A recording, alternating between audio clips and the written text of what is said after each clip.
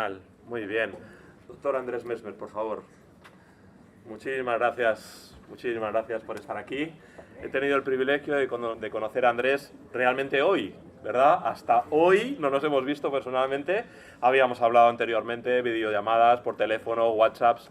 Eres dime si me equivoco, decano académico del Seminario Teológico de Sevilla. Rector del Seminario Teológico de Sevilla.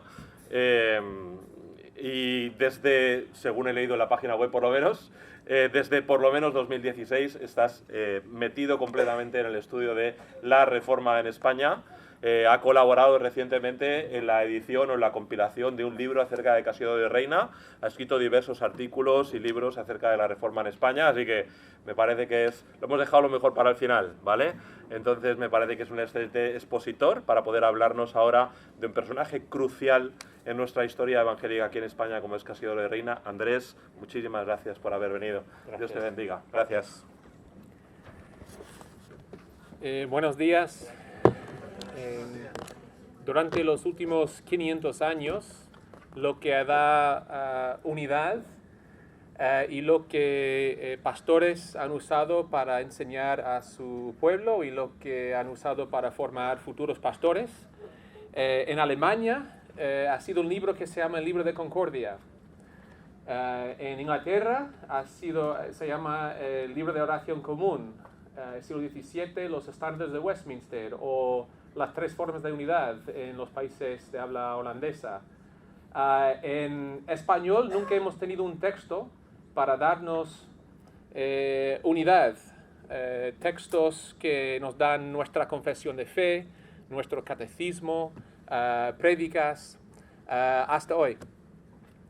Esta semana se publicó este libro que se llama Fe Viva, la doctrina y práctica de los reformadores españoles del siglo XVI. Todas las obras son de los reformadores españoles, de Reina, de Pineda, de Carlos de Seso, de Francisco de Encinas, de Juan Díaz, de Constantino, de Juan de Valdés. Y la visión que tenemos en la Red Credo es que las iglesias de habla hispana, no solamente en España, sino por todo el mundo, pueden usar un libro como este para capacitar a su pueblo, para tener unidad entre nosotros. Así que normalmente cuesta 17 euros, más gastos de envío. Tengo ahí algunos ejemplares. Hoy 15 euros, por si alguien quiere comprar este libro. No tengo cambio, lo siento, así que por favor, si tenéis billetes de 5 sería mejor. También, si quieres más o mantenerte al día con la reforma española, tenemos una red que se llama la Red Credo. Estamos en las redes sociales, en YouTube, tenemos un podcast semanal, hacemos ponencias académicas, también tenemos vídeos sobre temas importantes, por ejemplo, la justificación, el movimiento evangélico, el emblema de Reina y otros temas. Así que esta mañana quiero hacer 3 cosas. Número 1, hablar de la vida de Cassiodoro de Reina. Número 2, hablar un poco de la aplicación para hoy. Y si hay tiempo al final, hablar de la teología de Reina, un aspecto de la teología de Reina. O me imagino que muchos tenéis preguntas sobre Reina. Me imagino que él es una figura un poco mítica para mucha gente. Y si hay tiempo para preguntas y respuestas, pues quiero contestar vuestras preguntas. ¿Alguien tiene una pregunta sobre Reina?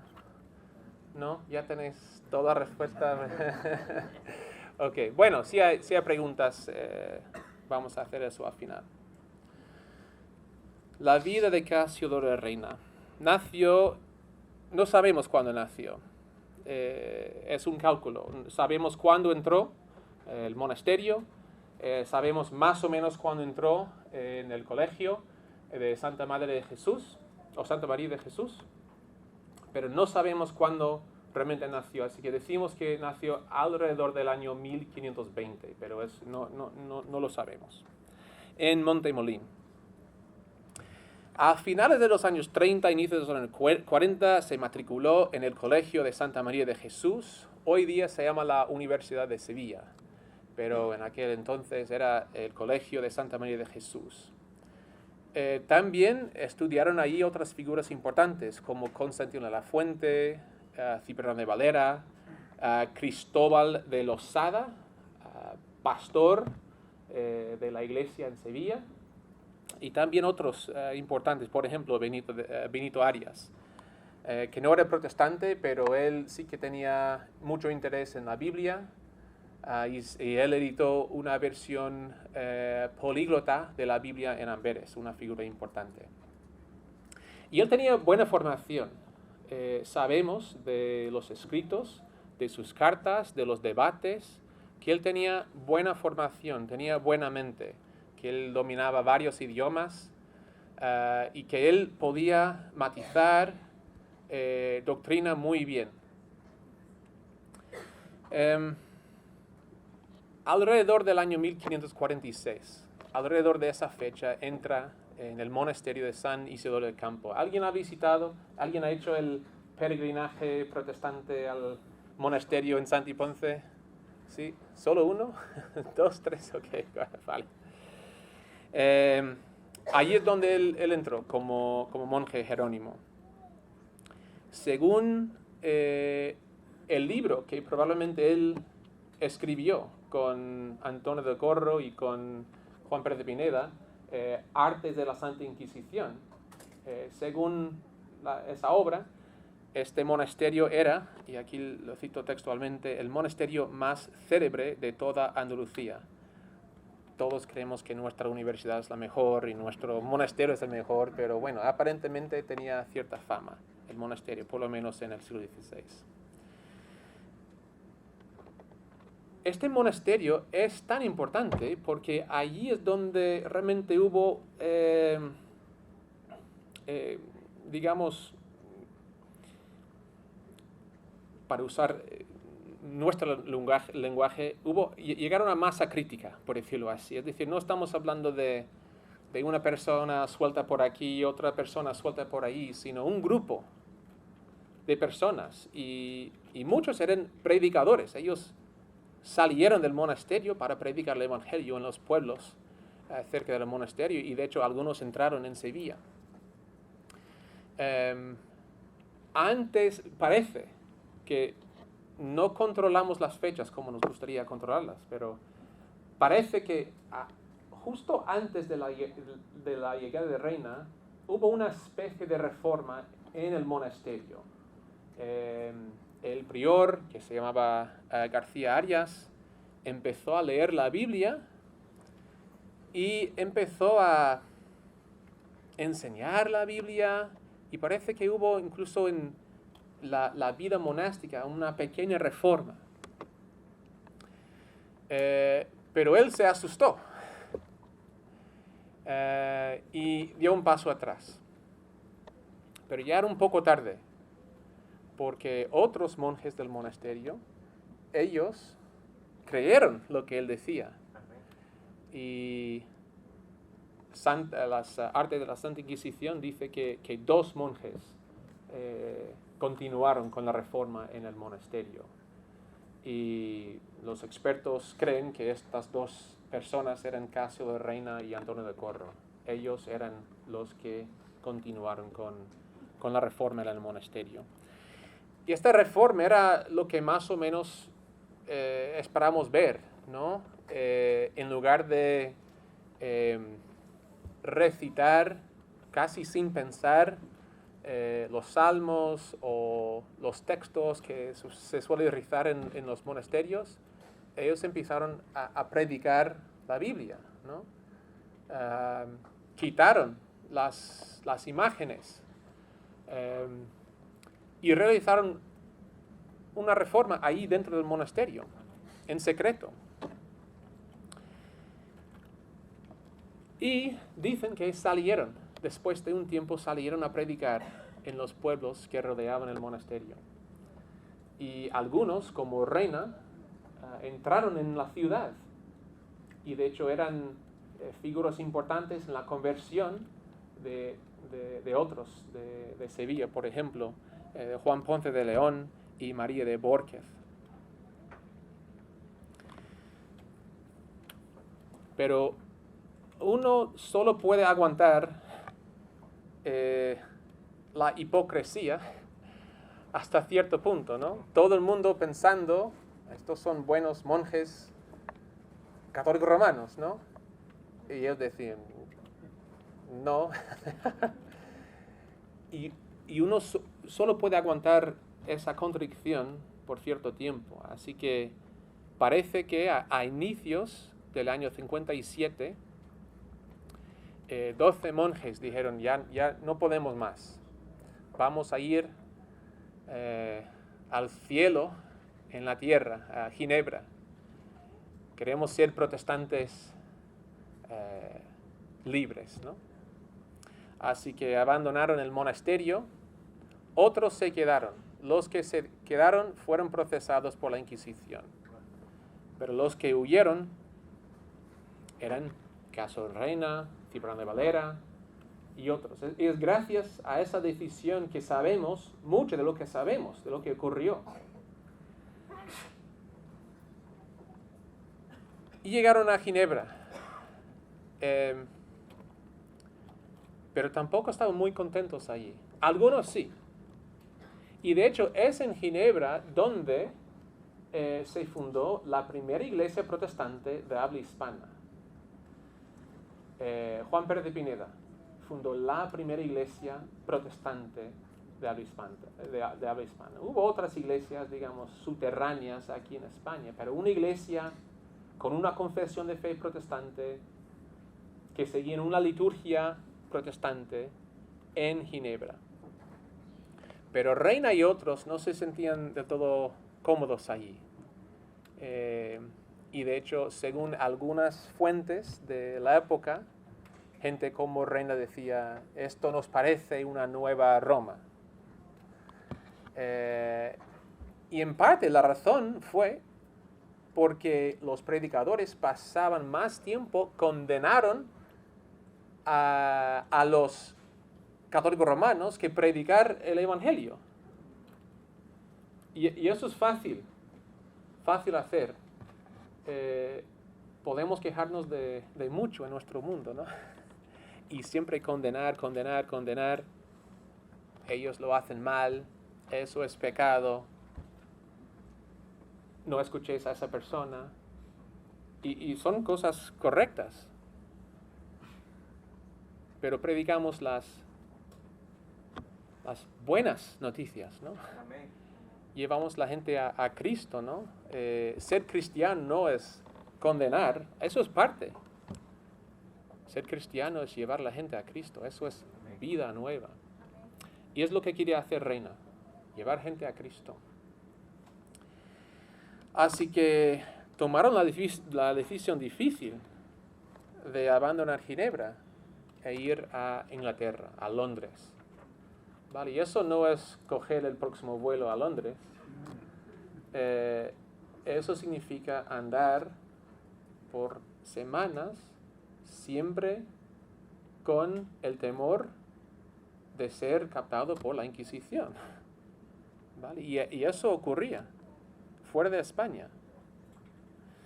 Así que ellos tenían que estar 100% convencidos de que no nos sentimos muy cómodos aquí, vamos a Londres. Así que, y él paró en Frankfurt, y Frankfurt va a ser una ciudad importante en su vida en exilio.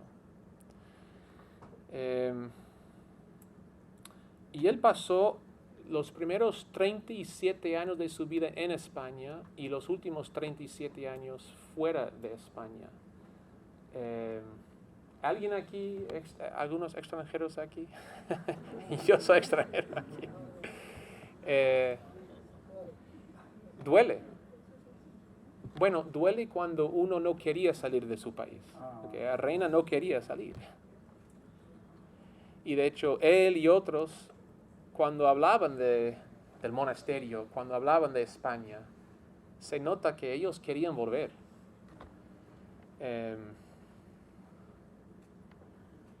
No sé si eso es tu caso, si tenías que salir de tu país por algún motivo. Pero Dios te puede usar, incluso fuera de tu país, te puede usar. Está en Londres unos 3, 4 años en Londres y él fundó la segunda iglesia protestante de habla hispana. Y él escribió una confesión de fe para fundar esa iglesia. Y esa es la confesión que tenemos aquí, ¿vale? Si tú quieres tener una iglesia que cree igual que Reina, pues compra el libro, ¿ok? Su confesión de fe fue olvidada por siglos y ahora la estamos rescatando, ¿vale? Nuestra historia como protestantes de habla hispana es muy interesante. No podemos hacer como los luteranos o los protestantes de Alemania, ¿no? Que tenemos una cadena de pastor tras pastor, tras pastor, tras pastor. Nuestra historia es diferente. Tenemos algo brillante, algo precioso, y luego tenemos nada. Y luego tenemos algo. Y estamos intentando hacer el puente para rescatar, redescubrir lo que realmente es nuestro, ¿vale? Y si nosotros no lo hacemos, los cristianos de habla hispana, si nosotros no lo hacemos, nadie lo va a hacer, ¿vale? Protestantes de habla alemana, ellos tienen sus líderes, sus documentos, sus autores, ¿vale? El mundo de habla inglesa, os aseguro, nadie está interesado en la reforma española. Si nosotros no rescatamos nuestra propia historia, nadie lo va a hacer. Y es la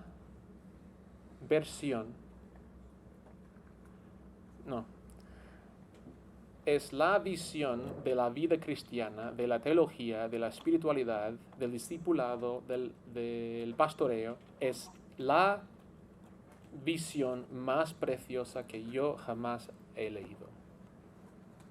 O sea, es decir, que no la deberíamos rescatar simplemente porque hablaban español, sino porque te va a bendecir, te va a llevar a Cristo, serás mejor cristiano, vas a conocer mejor a Dios, vas a ser más como Dios. Pues él empieza una iglesia y, como decía antes, la Inquisición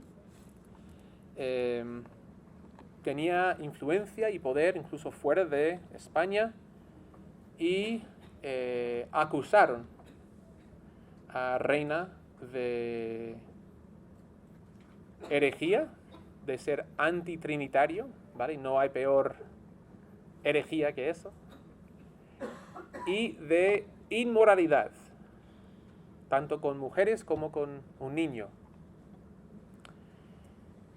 Y bajo la presión de esa acusación, no sabiendo su futuro allí en Inglaterra, Reina tomó la decisión difícil de abandonar el país para evitar lo que podría ser una condena y luego una vuelta a España. Y eso fue la meta. Así que de nuevo está exiliado de lo que él pensaba iba a ser su nuevo país. Y ya está traduciendo la Biblia, ¿vale? Empezó la traducción en Ginebra. Otra curiosidad de nuestra historia es que nada se escribió en España. Nuestra Biblia se escribió o se tradujo fuera de España. Ginebra, Inglaterra, luego Francia, luego Alemania, y él llevando el manuscrito. ¿Vale?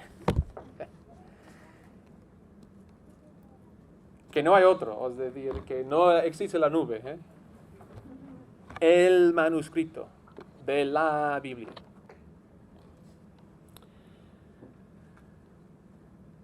Pero eso fue su deseo.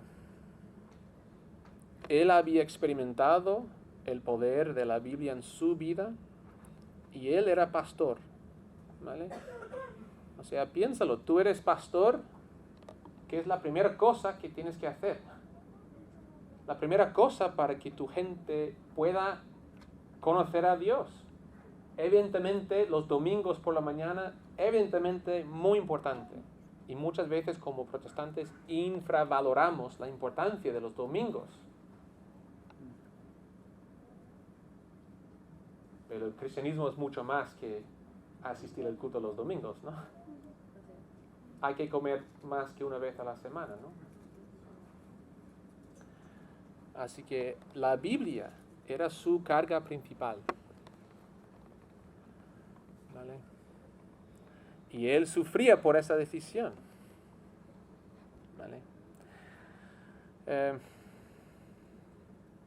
Entonces él va a Francia, pasa ahí un par de años, 1563 a 1565, donde está reunido con sus amigos de Sevilla, Juan Pérez de Pineda y Antonio de Corro, donde hablan, entre otras cosas, de la traducción de la Biblia y el libro que los tres probablemente escribieron juntos, Artes de la Santa Inquisición. Luego pasa tiempo en Estrasburgo y Frankfurt, porque él es invitado a ser el pastor de la iglesia reformada, calvinista, para que nos entendamos un poco, de Estrasburgo, ¿vale? Donde estaba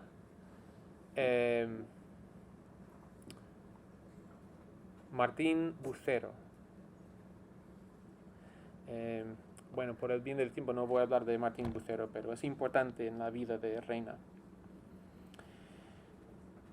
Y aquí es donde él empieza un debate importante en su vida con algunos gigantes en el mundo protestante, con Teodoro de Beza y con Gaspar Olivianus, uno de los autores del Catecismo de Heidelberg. ¿Alguien ha leído el Catecismo de Heidelberg? ¿Alguien ha escuchado del Catecismo de Heidelberg? Okay. Tenéis deberes, ¿ok? Hércules Collins bautizó el Catecismo de Heidelberg, por si quieres leer una versión bautista del Catecismo, ¿vale? Sobre la Santa Cena, ¿vale? Y siempre fue... Mucha gente me pregunta, Andrés, ¿cómo era diferente la Reforma en España que en otros países? Una de las cosas que realmente marcó la Reforma española, yo tengo en mente sobre todo figuras como Juan de Valdés, evidentemente el caso de Reina, Antonio de Corro, creo Juan Pérez de Pineda, posiblemente Constantino de la Fuente. Es que ellos realmente buscaban la unidad de la iglesia. ¿Vale? Hay un refrán que dice, lo fundamental es que lo fundamental sea lo fundamental. Y muchas veces lo fundamental no es lo fundamental. O sea, es fácil decirlo, pero a nivel práctico nos peleamos sobre tonterías. Yo me imagino que cada uno de nosotros cree algo diferente de los demás. Me imagino algo. Alguna interpretación de algún versículo bíblico o alguna postura sobre la escatología pero todos tenemos en común 90 y ¿qué? 6, 7, 8%. Y ese 98% es lo más importante. Hay un solo Dios en tres personas, Padre, Hijo, Espíritu. Dios nos creó, nos redimió, nos da nueva vida, las 5 solas, etcétera, etcétera, etcétera. Y nos centramos en tu interpretación herética de 2 de Crónicas 36, versículo 15. Y eso no cuadra con los reformadores españoles. Y el tema que más dividía la iglesia en el siglo XVI fue la doctrina de la Santa Cena. Y Reina insistía en una postura mediadora entre los dos campos, los luteranos y los calvinistas. Es parte del genio, de lo que es ser protestante español. Nos centramos en lo esencial, en lo básico, y luego como hermanos podemos debatir sobre 2 de Crónicas 36:15. Pero no vamos a dividirnos, no vamos a condenarnos. No te rechazo.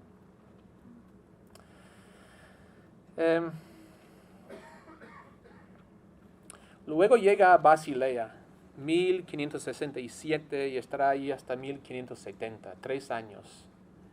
Y todos sabemos lo que ocurrió en Basilea, ¿no? Por fin, después de 12 años, publicó la primera traducción de la Biblia entera al español. Antes de hacerlo, ¿vale? Si podéis imaginar la drama de la situación, ¿eh? Imagínate, eres tú, llevas 11 años y medio traduciendo la Biblia del hebreo, del arameo, del griego, comparándolo con versiones de latín y con francés. Este manuscrito ha pasado por Ginebra y Frankfurt y Londres y varios sitios en Francia, en Estrasburgo, y llegas a Ginebra, o sea, a Basilea, y te caes enfermo. Pero no resfriado, sino que literalmente los médicos te dicen que vas a morir. Y la gente pasa por tu casa para despedirse de ti. Y él estaba en la cama durante meses, esperando su muerte, intentando publicar la Biblia. O sea, ya está todo traducido y solo falta publicar la Biblia. Imagínate. Y él dice no recuerdo si una de sus cartas o en el prefacio de su comentario de Juan, pero él dice: yo estaba allí, estas son palabras de Andrés, estaba allí en la cama pensando: Dios, ¿qué haces? Ahora está casado y tiene niños pequeños. Y ahora viven en una ciudad nueva. Nadie conoce Basilea. Dios, tú me has llegado aquí para matarme. Mis niños, mi mujer, estamos aquí solos. Y él dijo: pero después les entregué al Señor, a su providencia, confiando en su bondad. Y luego dijo: lo que realmente me dolía era no saber qué iba a pasar con la Biblia. Y el Señor le dio salud, y para el resto de su vida él decía: el Señor me ha rescatado la vida para publicar la Biblia y para vivir una vida más entregada a Él. No sé si alguien aquí ha sufrido así, una enfermedad o una persecución o algo así, pero realmente esas experiencias, si las haces bien, ¿vale? Si las haces mal, no valen para nada. Si las haces bien, es decir, si tú eres como Job, aunque me mate, confiaré en Él. Esas experiencias te pueden cambiar la trayectoria de tu vida. Acercarte más a Dios. Y eso es lo que ocurrió en la vida de Reina. Pues gracias al Señor se publicó la Biblia.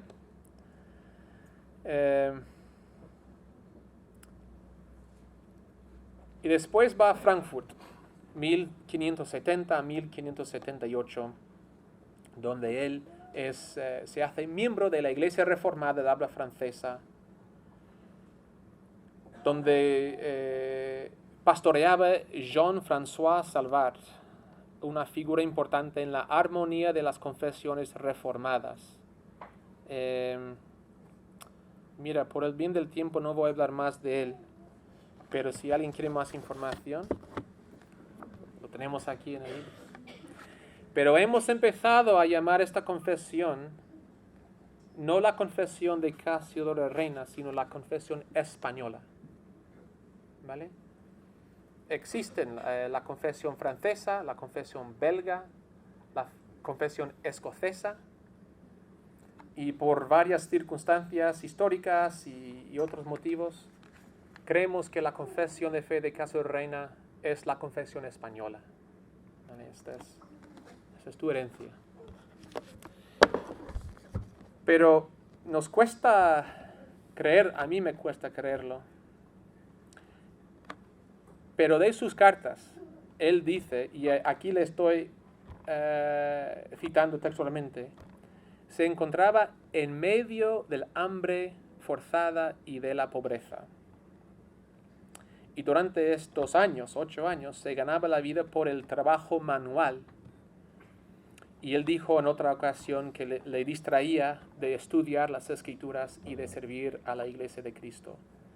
Yo, como amante de los libros, de la formación, de aprender, creo que es lo que más me duele de la vida de Reina. Alguien que quiere estudiar.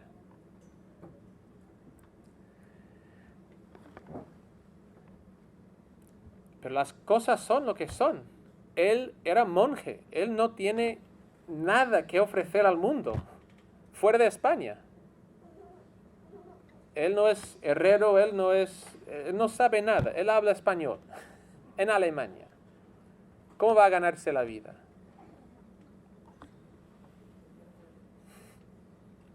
¿Alguien me da dinero? El traductor de nuestra Biblia. ¿Vale? Tenemos conferencias para honrarle. En su día, ¿alguien me da dinero? Yo te limpio los zapatos. Yo limpio tu casa. O sea,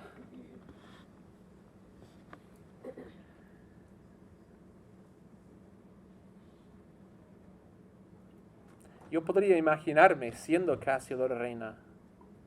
Señor, he traducido la Biblia. Yo quiero servirte. Estoy aquí trabajando con mis manos. ¿Qué haces? ¿No soy especial? Muchas veces cuando yo creo que yo soy especial, pienso en Juan el Bautista, el hombre, solo hombre, posiblemente más importante, uno de los hombres más importantes, y matado porque este tío tenía miedo de retractar su promesa. Todos somos siervos, ¿vale? Dios dice, tú ahí. Luego te lo explico, pero tú ahí. Y no sé si hay gente aquí. A lo mejor Dios te está diciendo, tú ahí.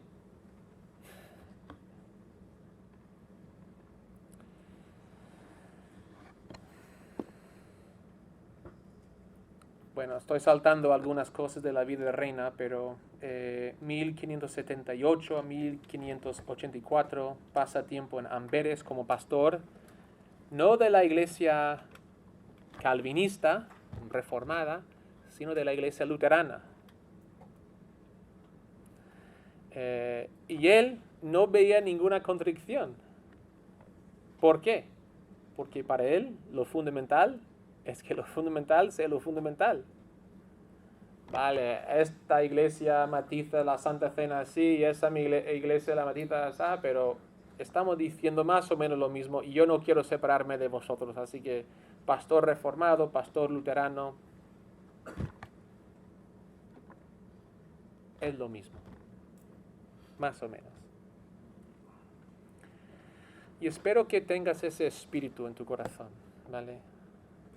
No te estoy pidiendo si pastoreas una iglesia bautista, que pastoreas una iglesia luterana, pero en tu corazón, cuando pienses en luteranos o anglicanos o metodistas o quien sea, espero que la primera cosa que te viene a la mente no sea tan equivocados.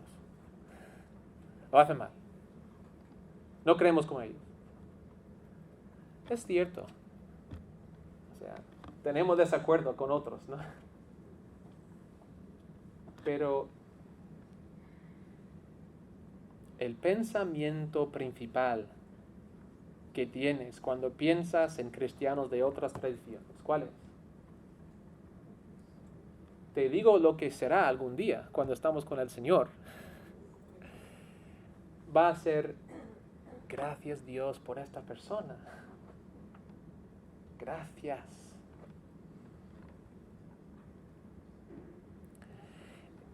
Todos somos del mismo cuerpo. Y si odias a tu mano izquierda, odias a ti mismo. Somos miembros del mismo cuerpo. Ahí escribe un catecismo para los jóvenes y para nuevos miembros de la iglesia.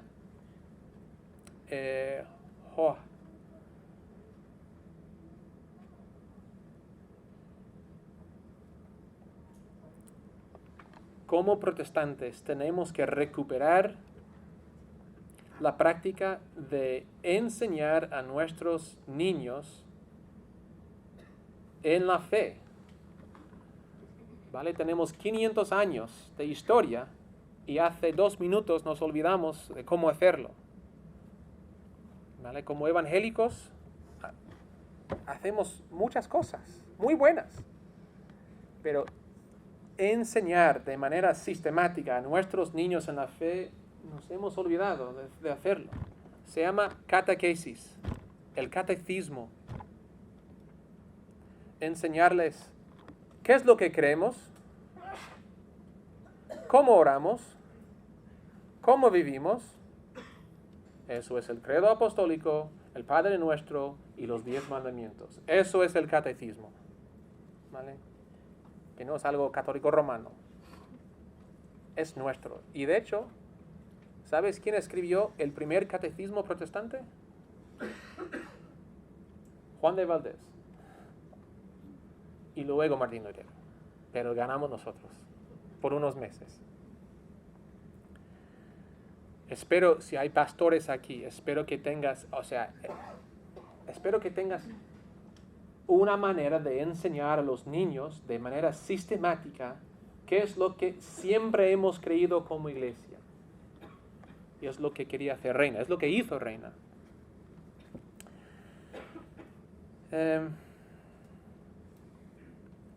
Por la invasión de las fuerzas españolas a Amberes en 1584, tiene que abandonar la ciudad y volver a Frankfurt, donde él fallece en 1594. Un año antes, en el año 93, es nombrado pastor de la iglesia luterana de habla francesa. Con el poco tiempo que me queda, me gustaría hablar un poco de la aplicación para hoy. Para nosotros,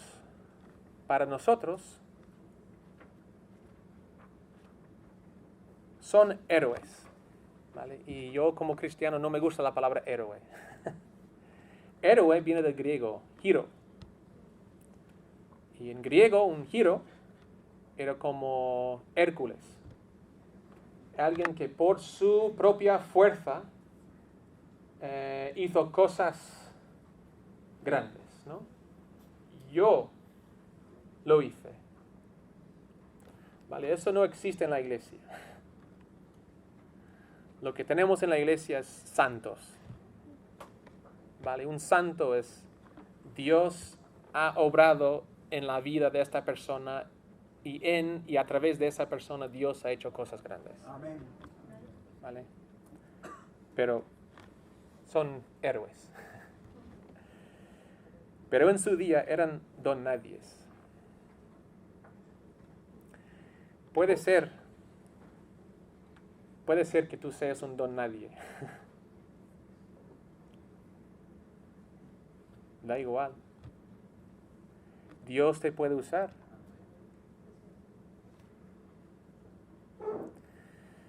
Posiblemente la persona más influyente en la historia de la humanidad, después de Cristo, ¿ok? Sea la madre de Agustín, Mónica.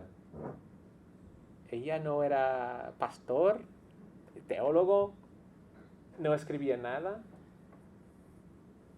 oraba por su hijo. Y ahora nombramos a nuestras hijas Mónica para honrar lo que ella hizo por su hijo. Agustín era quien era gracias a las oraciones de su madre. Número 2, aunque sirvas al Señor, la vida puede seguir siendo difícil.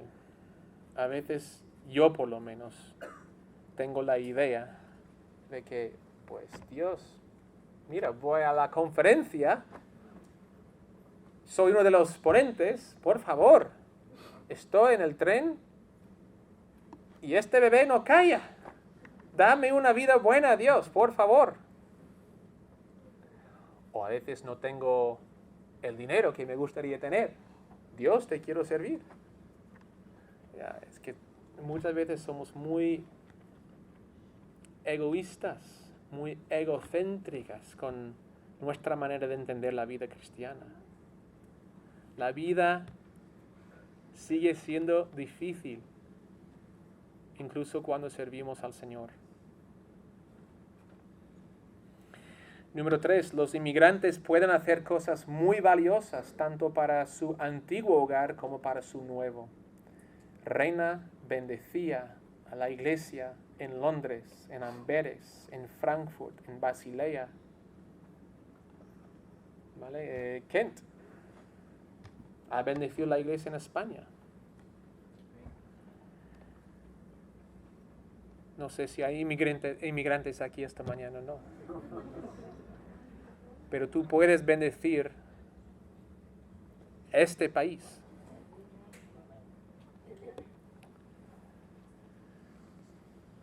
Número 4, la moderación en el debate teológico.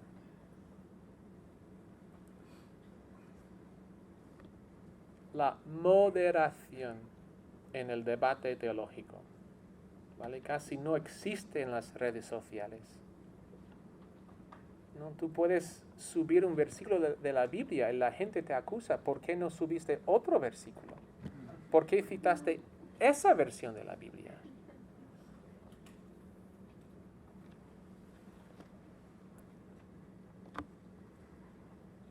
Nosotros tenemos que ser cristianos.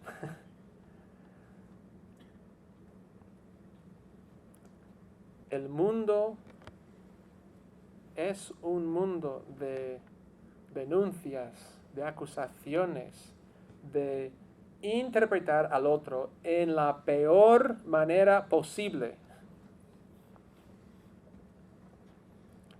Y eso entra en la iglesia. Deberíamos ser cristianos en nuestro diálogo como cristianos. Realmente escuchar, realmente tener empatía. Pero la moderación en el debate teológico no significa que la gente no te va a atacar. Reina fue defamado, acusado una y otra vez, y su corazón era unir. Ocupar el terreno medio, pero muchas veces las voces aquí son tan poderosas que no pueden aguantar gente aquí. Es difícil vivir aquí porque eres el enemigo de ambos lados, pero yo creo que esto es el cristianismo. Juan 1, vino Jesús lleno de gracia y verdad. No gracia sin verdad, no verdad sin gracia, sino gracia y verdad.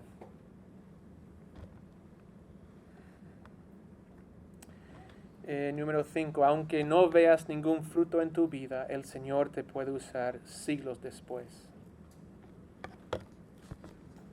¿Sabes que Reina tenía dificultades en vender su Biblia?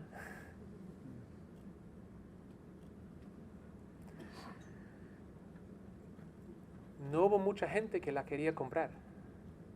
Hoy día todos queremos una Biblia de Reina, una de las antiguas. La Confesión de Reina, olvidada por siglos. Ahora hay iglesias cuyas confesiones de fe son la de Reina. Nuestro seminario, nuestra confesión de fe es la de Reina. Nuestra red, la red Credo, nuestra confesión es la de Reina. Imagínate, siglos sin ver fruto. Y el Señor puede usarnos para el Señor siglos. No es mucho tiempo.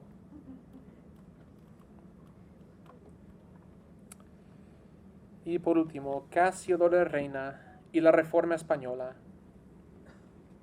no es simplemente una historia.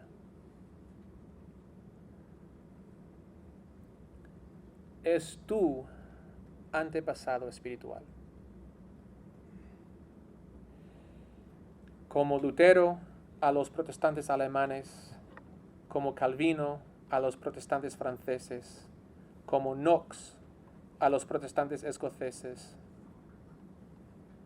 Juan de Valdés, Constantino de la Fuente, Juan Gil, Casiodoro de Reina, Cipriano de Valera, Antonio del Corro, Juan Pérez de Pineda, Julianillo y muchos más son tus antepasados espirituales. A través de sus escritos, a través de las historias de sus vidas, ellos te están entregando el testigo. Así que aprendamos de sus vidas, de sus obras y que sigamos corriendo hacia Cristo en la misma manera.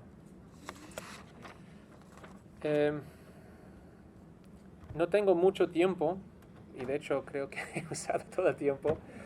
Ok, dices que solo tengo media hora.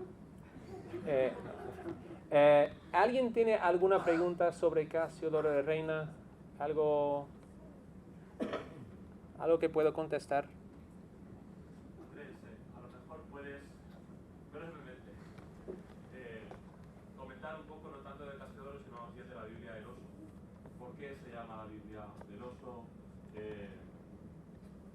¿Qué contenía? ¿Había libros apócrifos en la Biblia del Oso? O no lo sé, pero puede ser, porque la conozcamos un poquito. Vale. Ok, si estamos aquí hasta las 2, es su culpa. No, yo voy a hablar rápidamente sobre la Biblia del Oso. Rápidamente. Hay mucho más que podría decir, pero esto es muy rápido. Se llama la Biblia del Oso por la portada, ¿vale? Fíjate. Por la portada, ¿vale? Aquí se ve un oso, ¿vale? Por eso se llama la Biblia del Oso, ¿vale? La Biblia de Valera se llama la Biblia del Cántaro. ¿Por qué? Por la portada. Okay, de allí viene el nombre. Y Reina, eso es todo en la introducción. Bueno, mucho de esto es en la introducción.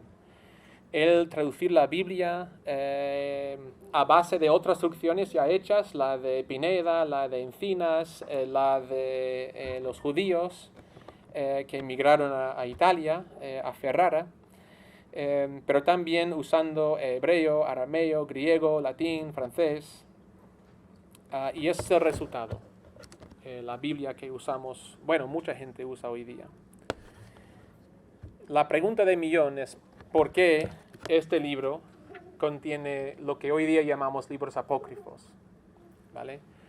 Para que sepáis, estoy terminando, bueno, terminar quizá sea un poco generoso. Estoy en medio de de un libro del canon, del el desarrollo del canon en la iglesia. Así que hay que esperar un par de años para el libro. En el siglo V, 4 o 5, hubo dos autores muy influyentes en Occidente, ¿vale? Uno era Agustín y otro era Jerónimo, ¿vale? Y los dos eran muy, muy, muy influyentes. Jerónimo por la Vulgata, ¿vale? Él quería dar la Biblia a la gente de habla latina en su idioma, el idioma vulgar, de ahí Vulgata, ¿vale? Y Agustín porque es Agustín, ¿vale? Sus obras eran las más influyentes en Occidente, siguen siendo influyentes hasta hoy. ¿Alguien aquí ha leído algo de Agustín? Ok, muy bien. Pues deberías leer más de Agustín. Y Agustín buscaba la unidad de la iglesia, ¿vale? Agustín notaba que a él le parecía que los cristianos de habla griega tenían más libros en su Biblia, ¿vale? Y él no estaba muy bien informado y tal, pero entonces él decía, nosotros también deberíamos tener estos libros por la unidad de la iglesia. Jerónimo, en su Vulgata, él decía, parece que la iglesia usa ciertos libros, pero esos libros no son inspirados por Dios, no son lo que llamaríamos libros canónicos, ¿vale? Son libros que nos inspiran, ¿vale? Nos animan a llevar vidas más santas, etcétera, etcétera, pero no son libros inspirados, es decir, no sacamos doctrina de estos libros, no basamos nuestra doctrina, ¿vale? Si estamos escribiendo una confesión de fe, no citamos a los libros apócrifos, ¿vale? Y son 7 libros apócrifos. Pues aquí tenemos en la época medieval estas dos tradiciones de los dos autores más importantes, ¿no? Gente leyendo la Vulgata y gente leyendo Agustín diciendo, vamos a ver, ¿esos libros son canónicos o no son canónicos? La versión, o sea, la visión de Jerónimo fue la postura mayoritaria en la época medieval, y es lo que pretendo enseñar en el libro, entre otras cosas. Es decir, la mayoría de los cristianos entendía que pues leemos esos libros apócrifos, pero no son libros inspirados. Ahora, cuando Reina tiene que traducir la Biblia, él traduce la Biblia, que incluye los libros apócrifos. Pero con mucha gente dando por sentado, estos libros están aquí, pero no son libros inspirados. Y cuando le toca traducir, él traduce los libros. Y él no dice en ningún sitio, que yo sepa, esos libros no son canónicos. Pero siendo que él era monje Jerónimo, y siendo que él cita la Biblia o los libros canónicos cientos de veces en su confesión de fe y otros escritos, y que casi nunca cita ningún libro apócrifo, me da la impresión, porque que yo sepa, él no lo dice en ningún sitio, pero él tradujo estos libros no como libros inspirados, canónicos, que son de Dios, sino como libros, como lo dice Jerónimo, leemos estos libros, podemos sacar ánimo y nos estimula, nos edifica, pero no son libros de doctrina. Así que me da la impresión de que tradujo los libros por ese motivo.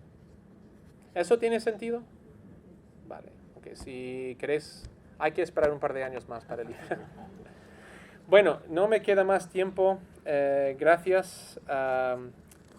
Y si quedan ejemplares allí por si alguien quiere comprar un libro, son 15 euros. Muchas gracias.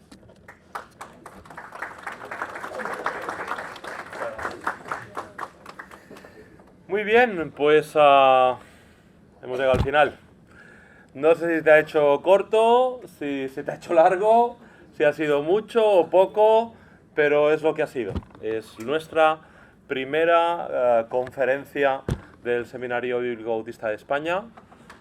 Una vez más, agradecer a Kent, a Andrés que hayan venido desde Salamanca, desde Sevilla, para estar aquí y para exponer lo que hemos escuchado. Agradecer a la Iglesia de Vallecas, al Pastor José y a cada persona que ha estado aquí ayudando, a las hermanas y a cada uno. Agradecer a mi pastor por traer la exposición de Biblias, que seguro que ha sido una bendición para todos vosotros. Y yo creo que hasta aquí. Tenemos que dejar la iglesia para que la puedan usar mañana. Ayer vinimos y les movimos todo de sitio. Y tenemos que dejar la iglesia más o menos lista para que mañana la puedan usar para los cultos. Así es que, si os parece bien, vamos a tener una palabra de oración, vamos a concluir y a partir de ahí subiremos los vídeos al canal de YouTube del seminario tan pronto como sea posible. No hemos podido emitirla en directo la conferencia, pero subiremos los vídeos bien pronto. Y bueno, pues nada, puedes verlos después, compartirlos y verlos tantas veces como quieras. Así que voy a pedir al pastor José Cabrero, pastor aquí de la iglesia en Vallecas, que pase aquí adelante, por favor. José, si puedes venir aquí y vamos a tener entonces una palabra de oración para concluir. Una vez más, gracias por vuestra atención, gracias por vuestro esfuerzo en estar aquí esta mañana. Espero que haya sido de bendición para vuestra vida. Pastor. Muy bien, muchísimas gracias a todos los conferencistas. El esfuerzo, no vienen de cerquita, algunos han tenido que venir desde lejos. Y bueno, pues una bendición poder escuchar estos héroes. Yo me quedo con la palabra que dijo el hermano Andrés, que todos somos siervos. Estamos en el siglo XXI y nos toca ser siervos de nuestro Señor. Y donde estemos, en nuestra iglesia local, que seamos buenos siervos y que el Señor pues nos dé sabiduría para hacer las cosas decentemente y con orden. Muchísimas gracias por venir. Es un privilegio que podáis estar en nuestro nuevo local. Llevamos poquito tiempo aquí. El Señor ha sido muy bueno, pero orar por nuestra obra y también por las diferentes obras que hay en España. Y orar por los pastores, para que Dios nos dé sabiduría en poder llevar bien la Grey. Y espero y deseo que, bueno, no quiero quedarme con todas las conferencias, pero cuando el hermano decida venir aquí, esta es la casa del seminario. Yo soy parte de la junta directiva, gracias a Dios. Y bueno, pues gracias a los hermanos que están ahí atrás. Han podido estar trabajando con el café. Gracias a Arantxa también, que ayer vino pronto. Y Alfredo, pues bueno, yo no puedo seguir su ritmo, intento, pero bueno, más o menos ahí hemos estado. Gracias también a los hermanos que están en el ordenador. Y gracias, no tiene nada que ver con la conferencia, pero tenemos un niño en la iglesia que tiene 1 año y medio. Le decimos Juanito, se llama Juan, ha estado 7 meses en lo que es en el Gregorio Marañón, que es el mejor hospital de cardiología del mundo de lo que son neonatos. Y le damos gracias a Dios que Juanito pues está bien, ha tenido cáncer, le han tenido que operar de lo que es el corazón. Y bueno, orar por él, pero su papá está allí, gracias a Dios, el hermano que tiene la máscara. Y bueno, pues deseo que vengáis en otra ocasión si Dios quiere, que Dios os bendiga mañana y que tengáis un buen culto, pero vamos a orar, vamos a despedir nuestra oración.